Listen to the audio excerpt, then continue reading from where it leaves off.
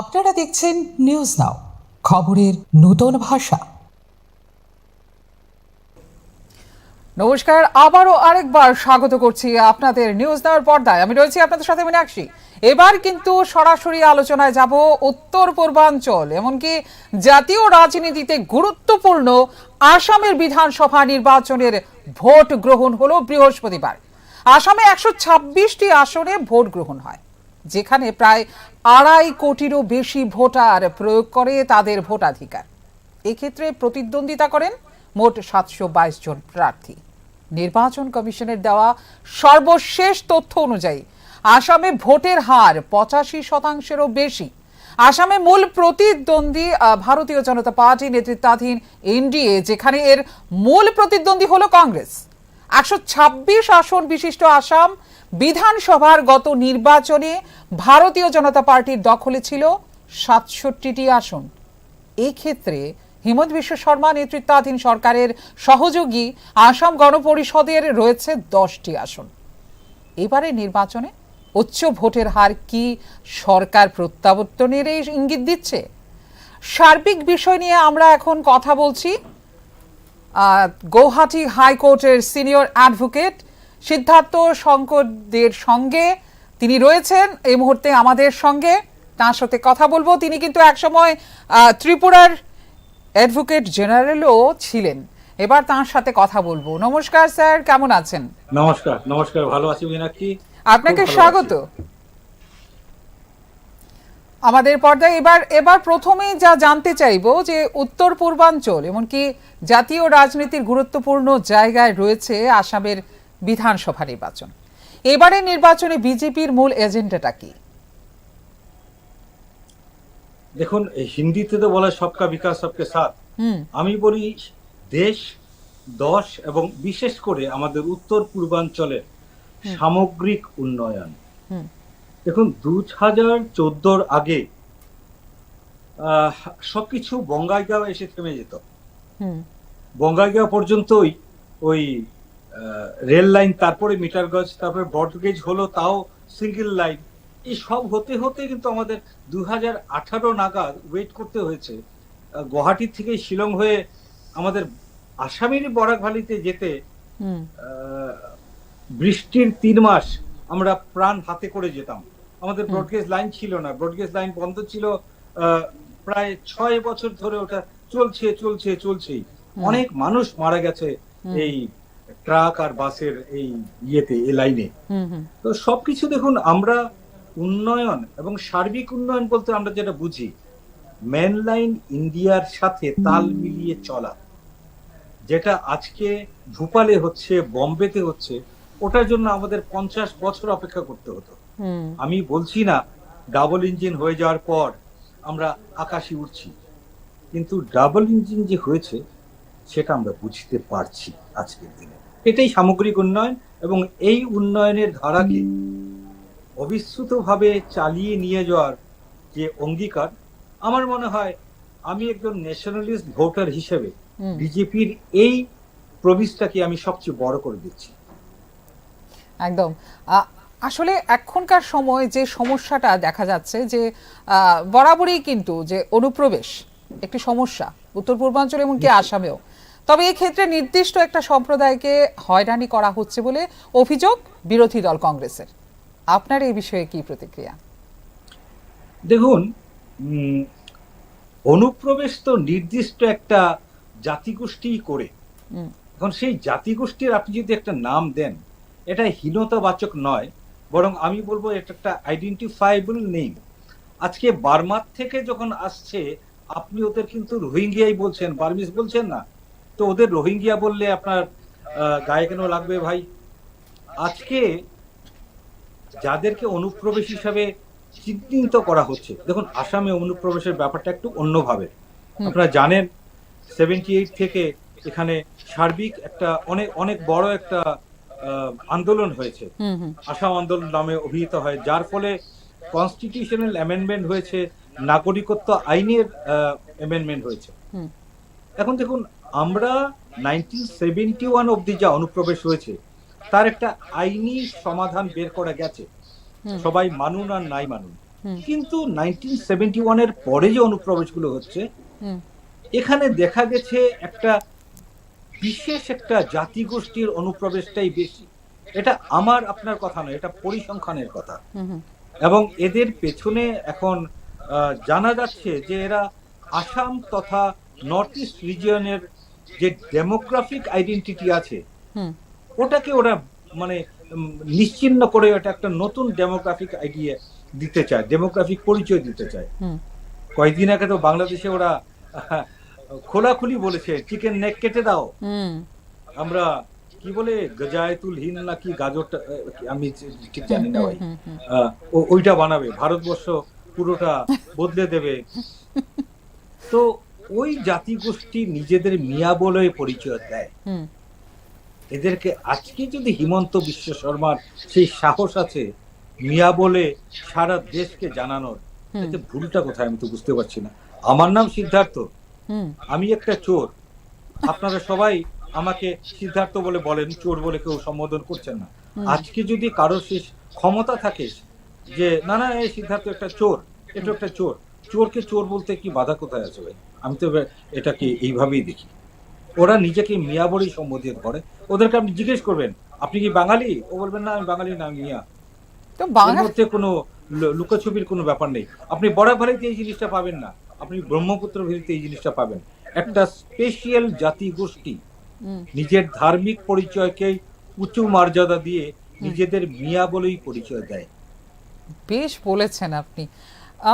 কিছুদিন আগে আমাদের কাছে এটা খুব দুঃখের একটা হৃদয় বিদারক ঘটনা ঘটেছে, যেটাকে আমরা খুব যন্ত্রণা হয়। আমারও খুব কাছের এবং প্রিয় বন্ধু ছিল, কথা বলতাম সবসময়, তার সঙ্গে যোগাযোগও ছিল। সে হলো গায়ক জুবিন গার্গ। তার মৃত্যুটাও কিন্তু অনেকে রাজনীতিভাবে কিন্তু অনেকে রং চড়িয়েছেন। তার যে মৃত্যুর তদন্তের বিষয়টি আদালতে বিচারাধীন, তবু এবারের নির্বাচনে এই বিষয়টি কতটুকু প্রভাব ফেলবে মনে করছেন? কারণ এই বিষয়টা নিয়ে কিন্তু অনেকে বলেছে যে বিজেপি এবার এখানে টিকতে পারবে না, মাঝখানে অন্য কোনো দল ঠিক ঢুকবে, এটাকেও রাজনীতি করা হয়েছে। এবার এই প্রভাবটা, এই বিষয়টার প্রভাবটা কতটা পড়তে পারে নির্বাচনে? জুবিনের স্বর্গত আত্মার প্রতি সম্মান জানিয়ে বলছি, খুব সুন্দর একটা কথা বলেছিল, পলিটিক্স না করিবা ভাই, আমায় নিয়ে তোমরা রাজনীতি করো না। মৃত্যুর পর যারা ওকে নিয়ে স্লোগান তুলছে, এরা ওর পুণ্য স্মৃতির প্রতি অসম্মান জানাচ্ছে বলেই আমি বলবো। সত্যি দেখুন, ফাস্ট ট্র্যাক কোর্ট হয়ে গেছে, যা সাধারণত হয় না। 90 দিনের ভেতরে একটা ইন্টারন্যাশনাল রেমিফিকেশন থাকা একটা এলিগেশনের চার্জশিট ফাইল করা হয়ে গেছে, চার্জ ফ্রেমড হচ্ছে। এমত অবস্থায় এই জিনিসটাকে আবার স্ট্রিট করিডোরে স্ট্রিট ফাইট করা বা মিডিয়া ট্রায়ালের বিষয়বস্তু করা, এর মধ্যে আমি বেশ কিছু অসঙ্গতি লক্ষ্য করি। যারা করছেন ওদের মানসিকতার মধ্যে অসঙ্গতি লক্ষ্য করি, এবং আমি ভাবি যে জুবিনের সম্মানার্থে এই বিষয়টা নিয়ে পলিটিক্স করা উচিত নয়। একটা জিনিস যখন ন্যায়ালয়ে রয়েছে, রুল অব লর প্রতি সম্মান জানিয়ে আমরা আপাতত অন্তত এই বিষয়ে পাবলিক ট্রায়াল বা মিডিয়া ট্রায়াল করার থেকে বিরত থাকব। ঠিক ঠিক। এবার আরেকটা প্রশ্ন, সেটা হচ্ছে যে মুখ্যমন্ত্রী হেমন্ত বিশ্ব শর্মার স্ত্রীর একাধিক পাসপোর্ট এবং অবৈধ সম্পত্তি নিয়ে অভিযোগ করেছে কংগ্রেস। কংগ্রেস চাইছে তদন্ত। এক্ষেত্রে বিজেপির স্ট্যান্ড কি? দেখুন, বিজেপির স্ট্যান্ড ইজ অ্যাবসলিউটলি ইমমেটেরিয়াল। বিজেপির কোন স্ট্যান্ড আছে বলেই আমি জানি না। হিমন্ত বিশ্ব শর্মা নিজে এই ব্যাপারে কিছু মতামত ব্যক্ত করেছেন। কিছুটা দেখুন, উনিও তো রক্ত মাংসের মানুষ, স্ত্রী পুত্র পরিবার নিয়ে যদি টান মারে কেউ, উনি নিশ্চয়ই একটু অনেক সময় একটু কথা অন্যভাবে বলেছেন, ওই খেড়াকে পেড়া বানিয়ে ছাড়বো, আমি হলেও হয়তো এই ধরনের কথাই বলতাম। ওসব বিষয়ে যাবেন না। দেখুন, একজন নাগরিকের এগেনস্টে একটা রাজনৈতিক দল, জাতীয় রাজনৈতিক দল পাবলিক ফোরামে এলিগেশন এনেছে। এর প্রথম এলিগেশনটা ছিল, প্রথম এবং মুখ্য এলিগেশন ছিল ওই ভদ্রমহিলা রিনিকি শর্মা ভুইয়ার 3টা নাকি পাসপোর্ট আছে 3 দেশের পাসপোর্ট থাকার এই প্রথম অভিযোগটা ধোপে টেকেনি। 2 ঘন্টার মধ্যে পুরো ব্যাপারটা ডিনাইড হয়ে গেছে on papers, on the basis of records. এখন কংগ্রেস পার্টি আমতা আমতা করে বলছে, কিন্তু খুব ভালো করে লক্ষ্য রাখবেন, না না উনার নামে অমুক অমুক আছে, অমুক সমুক। আরে ভাই, কোম্পানিটার নাম বলো, রেজিস্ট্রেশন বলো, আন্ডার হুইচ লো সেটা অপারেট করছে সেটা বলো, এর ডাইরেক্টর কি আছে কি না সবকিছু বলো। লাস্টলি ওরা বলছে রিনিকি শর্মা ভুইয়া নাকি ওই ওটার সাম শর্মা নামে একজন ম্যানেজার আছে। দেখুন, ন্যাশনাল পলিটিক্সে তুমি আছো, you are supposed to be a responsible opposition party.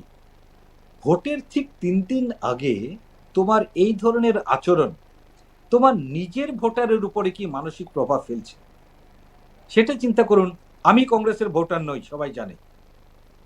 আমি কাকে ভোট দিই সেটা আমার বলার দরকার নেই, আমার বেশ আছে। কিন্তু আমি একজন ন্যাশনালিস্ট ভোটার, আমি কংগ্রেসকে ভোট দেইনি, দেবও না। কিন্তু তাও বলছি, কংগ্রেসকে নিজের স্বাধিকারে আমাদের দেশের প্রধান নৈতিক অপোজিশন পার্টি হয়ে থাকা উচিত। এদের এই আচরণটা কি ওদের নিজের যে দলীয় যারা সমর্থক ওরাই নিতে পারছেন? আমার কথা বাদ দিন, বিজেপি দল হিসাবে আমার মনে হয় না বিজেপি দলের কোনো স্ট্যান্ড থাকবে এসব নিয়ে। এটা একটা ব্যক্তিগত আক্রমণ করছে ওরা। একটা ন্যাশনালিস্ট পলিটিক্যাল পার্টি, একটা ন্যাশনাল পলিটিক্যাল পার্টি একজন ব্যক্তিকে ওর পরিবারের সদস্যদের আক্রমণ করছে, এর মধ্যে পার্টি আসে না। এই আমার অভিমত। পুরোভাবে একটু অনুরোধ রাখবো, একটু যদি আপনি চেপে বসেন পেছনটা, তাহলে আপনার চেহারাটা পুরোটা আমি দেখতে পারি। অসংখ্য ধন্যবাদ স্যার। দৃষ্টিনন্দনের কোনো ব্যাপারটা আমার মধ্যে খুব একটা নেই, তাও আপনার অনুরোধ মানলাম। এবার পরের প্রশ্নে যাচ্ছি। 126 আসনের আসাম বিধানসভায় কয়টি আসনে জয়ের প্রত্যাশা করছে ভারতীয় জনতা পার্টি? বরাকগিলি সুইপ করবে 126 আসনে, সবটাই। দেখুন, আসামের ভোটার্স 5টা ভাগে বিভক্ত। ওকে, অ্যাসামিস হিন্দু, হ্যাঁ, অ্যাসামিস মুসলিম, হ্যাঁ, ইমিগ্রেন্ট মুসলিম, চা জনজাতি, হ্যাঁ, Bengali Hindus, including Barak valley voters.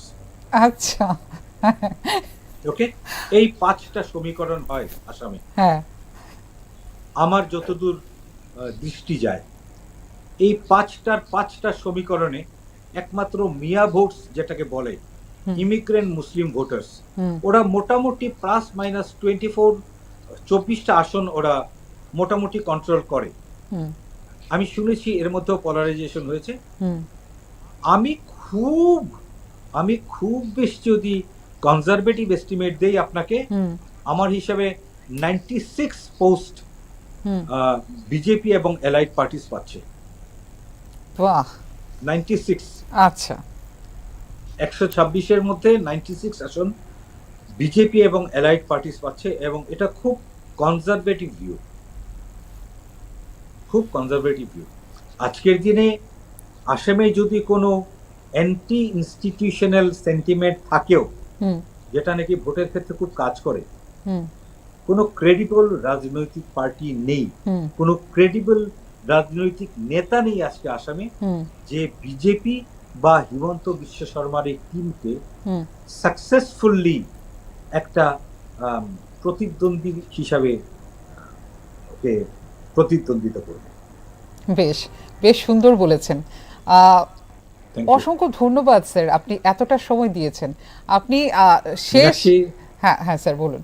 বলুন বলুন বলুন বলুন। আমি শেষ প্রশ্নটা করার আগে আমি আপনাকে বলেছিলাম একটু চেপে বসতে, তো আপনি বলেছিলেন যে দৃষ্টিনন্দন এই বিষয়টা।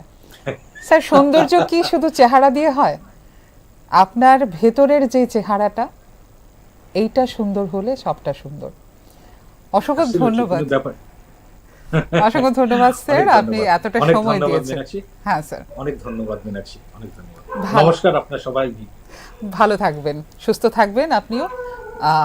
ফলাফলটা আমরা ভোট গণনাতে দেখব, কে বসছে কে নামছে। অসংখ্য ধন্যবাদ আপনাকে, ভালো থাকবেন। এই ভোটের 3 রাজ্যের ভোটের যে দফা চলছে, নির্বাচন চলছে, সেই নির্বাচনের ফলাফল আমরা কিন্তু চৌঠা মে দেখব। এখানেই শেষ করছি আমাদের এই মুহূর্তের লাইভ। আবারও কিন্তু আসবো লাইভে, আপনারা কিন্তু চোখ রাখবেন নিউজ নাওর পর্দায়, এবং মোবাইল ফোনের মুঠো ফোনের স্ক্রলেও কিন্তু নিউজ নাওটাই যেন থাকে, সেটাই আপনাদের কাছে আশা রাখবো। নমস্কার, শেষ করছি এই মুহূর্তের লাইভ।